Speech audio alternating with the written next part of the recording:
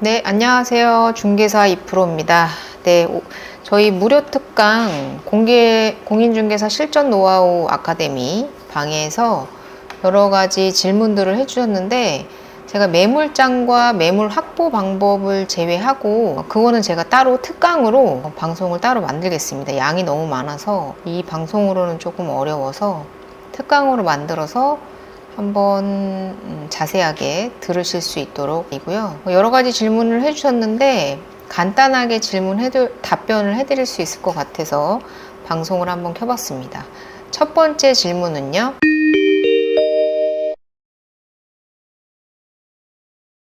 계약 테이블에 모니터를 두고 계약 내용을 함께 모니터를 확인하면서 하냐고 여쭤보셨는데요. 네, 이제 그 질문하신 분께서는 주변에 그런 부동산을 본 적이 없고, 그리고 본인이 지금까지 중개업소를 방문했을 때도 그렇게 브리핑하는 부동산을 본 적이 없다라고 얘기를 하셨는데, 요새는 조금 젊은 부동산들, 그러니까 대표님들이 젊은 대표님들께서는 전자칠판이나 대형 모니터를 이용해서 계약을 진행하시는 경우가 상당히 많다.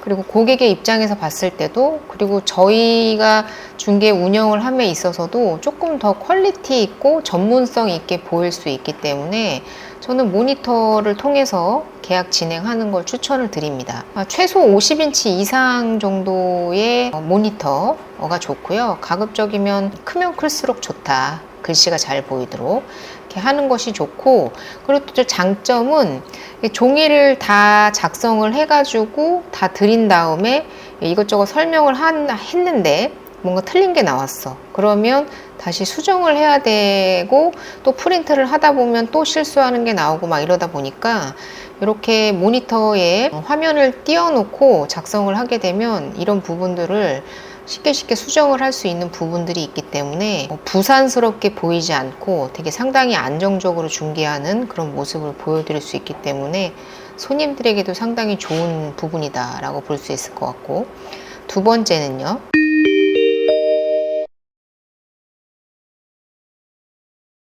네, 광고할 때 어떤 플랫폼을 많이 이용하시냐고 물어보셨는데, 이게 업종마다 다릅니다.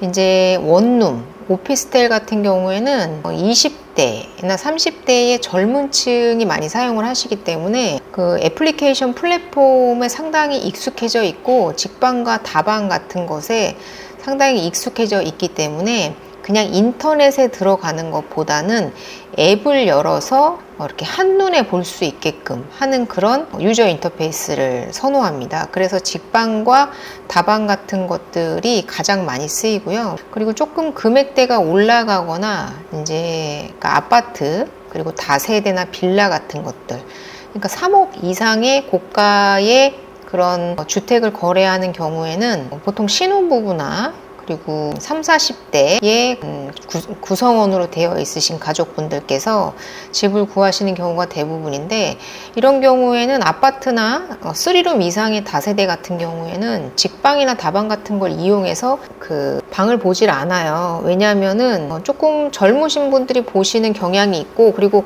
광고의 물건이 대부분이 다 저렴한 물건으로 대부분 구성이 되어 있기 때문에 거기서 아파트를 또 찾아내서 보는 게 쉽지가 않기 때문에 가장 신뢰되는 그런 플랫폼은 네이버 부동산이다, 이렇게 보시면 좋을 것 같아요. 그래서 요새 시세 얼마나 해? 우리 집 집값 시세 얼마나 해? 그리고 우리 전세 좀 알아봐야 되지 않겠어? 라고 생각했을 때 가장 먼저 여는 것이 네이버 부동산이다. 그래서 20, 30대 원룸을 구하시는 분들은 직방다방, 그리고 그 이상의 아파트 빌라 다세대를 구하시는 분들은 네이버 부동산, 사무실 같은 경우에는 단연 네이버 부동산과 블로그가 여기서 포함이 되고요. 그리고 상가 같은 경우에는 보통은 상가 물건은 네이버에 광고를 잘 하지 않습니다.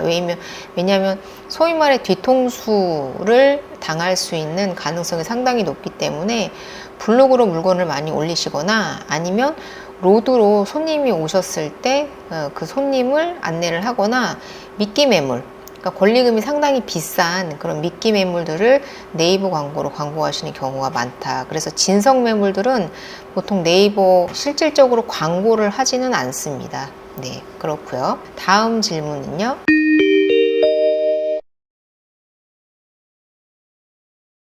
아파트 매물도 사진을 찍냐고 물어보셨는데, 아파트 같은 경우에는 보통 사진을 요청을 할 수는 있는데 사진을 찍기가 쉽지는 않아요. 왜냐하면 아무래도 이제 사생활 침해가 있기 때문에, 원룸이나 오피스텔 같은 경우에는 말 그대로 원룸 타입이기 때문에, 그리고 젊으신 분들이라서 그런 거에 크게 그렇게 연연하지 않는데, 조금 이제 그 자녀분이 있으신 그런 가족 단위의 그런 가족분들의 구성원을 갖추신 분들께서는 본인의 집이 노출되는 걸 상당히 꺼려 하시고, 만약에 사진을 찍었다고 해도 그것을 네이버 부동산에 올리기보다는 고객에게 보여주는 용도로 사용하기를 원하시고요.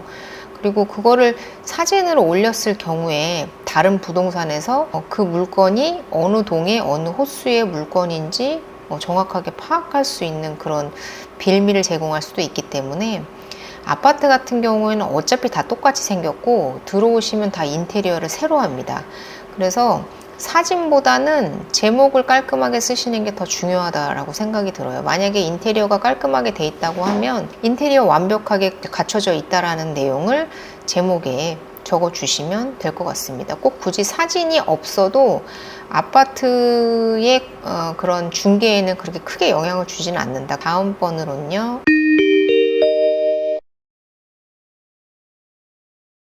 부동산 사무실을 깔끔하게 인테리어 하고 싶다고 얘기하시는데, 요즘 젊은 사장님들이 그렇게 사용을 하시죠. 저 같은 경우에도 처음 오픈을 했을 때 영등포 매장이 들어오신 분들이 부동산 맞냐고, 카페 같다고 얘기하시는 분들이 상당히 많았거든요.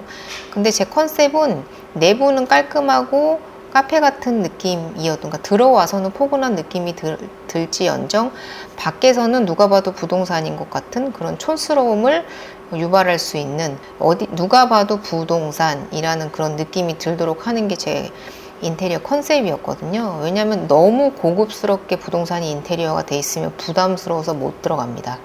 그러니까 바깥쪽은 상당히 촌스럽게, 안쪽은 깨끗하고 카페처럼 고급스럽게 인테리어 하는 게 요즘의 추세니까요. 그렇게 하시고요.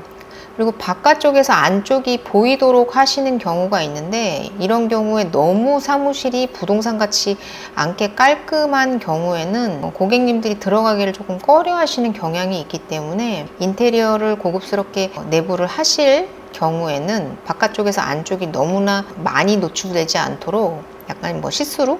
안개 필름지? 이런 걸로 좀 절반 정도 이상은 막아주시는 그런 인테리어를 해주시는 게 좋지 않을까라는 생각이 들고요. 다음 질문은요.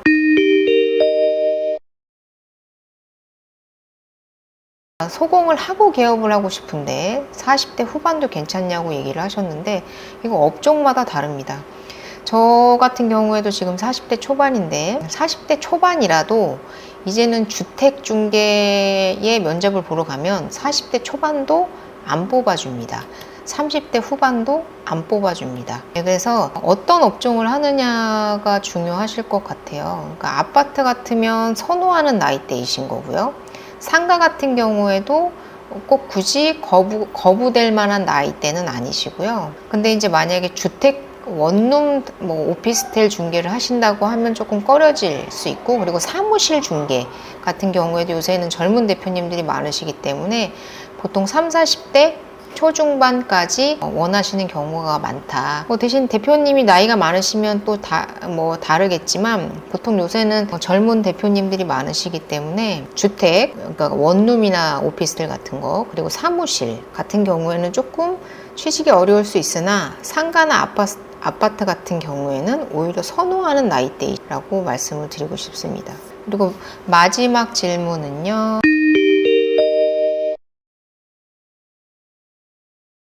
네, 소공개공 고민을 하시는 분이 계신데, 이 방송을 여러 개 보셨는데 그래도 잘 모르겠다고 하시는데, 모를 때는 소공을 하시는 게 맞습니다. 그러니까 소속공인중개사로 일할 때는 나의 식비, 그리고 주차비, 기름값 정도만 들여서 배우면서 돈도 벌 수 있지만, 공인중개사는 돈을 벌던 안 벌던 관계없이 기본적으로 나가는 고정비가 있기 때문에 상당히 기본적으로 압박이 있기 때문에, 개업을 할지 소공을 할지 고민이 되신다면, 그리고 그 고민의 원천이 돈이시라면 저는 소공을 먼저 하기를 원하시고요.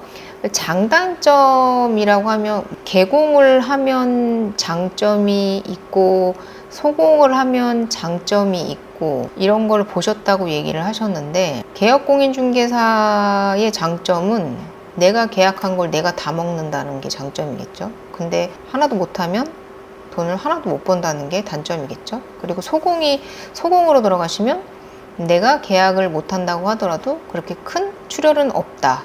대신에 그 수입이 개공할 때보다는 절반으로 줄어드는 그런 단점이 있다라고 볼 수가 있을 것 같아요. 근데 저 같은 경우에는 경력이 있으니까 뭐 계약 한 건만 하면 월세 나오는데 뭐 힘든가? 라고 생각이 들기는 하지만 초보공인중개사분들께서는 어떻게 운영을 하는지에 대한 방법을 잘 모르시기 때문에 소공과 개공에 대한 고민이 되신다면 저는 무조건 소공을 먼저 해보시고 나서 내가 중개업에 잘 맞는지 안 맞는지를 판단을 해보신 후에 개업을 해보셔라 라고 추천을 드리도록 하겠습니다. 이상 여러 가지 질문들에 대해서 답변을 들었고, 말씀드린 대로 매물장과 매물 확보에 관련된 부분은 제가 별도의 특강으로 말씀을 드리고, 그리고 12월 5일 날 출간될 제 신간 나만 알고 싶은 중개실무 시크릿에 매물장에 대한 디테일한 내용과 그리고 매물 확보, 현장 어디서도 들을 수 없는 매물 확보에 대한 내용을 제가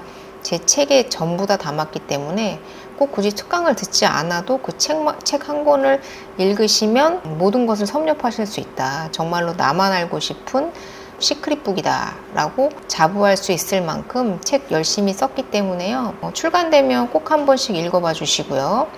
여기까지 지금 방송을 들어주신 분들께서는 중개업에 상당히 여러모로 고민들이 많고 관심이 많으신 분들이실 텐데, 저희가 댓글에다가 초보공인중개사를 위한 무료 특강 아카데미에 오픈 톡방이 있습니다. 그 오픈 톡방에 지금 거의 한 200여 명 정도 모여 계신데, 거기에 들어오셔서 서로 간에 시너지도 내시고, 그리고 저와 그리고 최승희 대표님 두 명이서 무료 강의를 하고 있기 때문에 거기서 많은 정보 얻어 가시기를 바라도록 하겠습니다. 제가 무료 강의 오픈톡방 링크는 댓글에 남겨두도록 하겠습니다. 이상 여기까지 마치겠고요. 도움이 되셨다면 구독과 좋아요 부탁드리겠습니다. 감사합니다.